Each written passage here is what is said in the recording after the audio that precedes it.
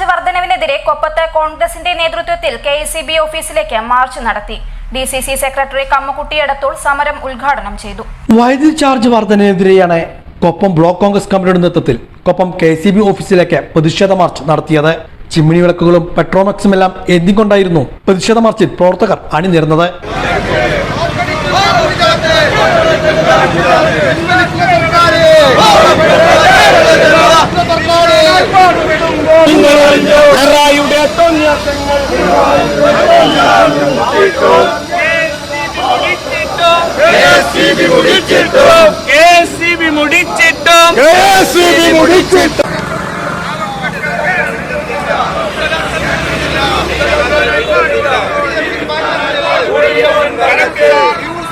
KSEB ഓഫീസിന് മുന്നിൽ police March തടഞ്ഞു.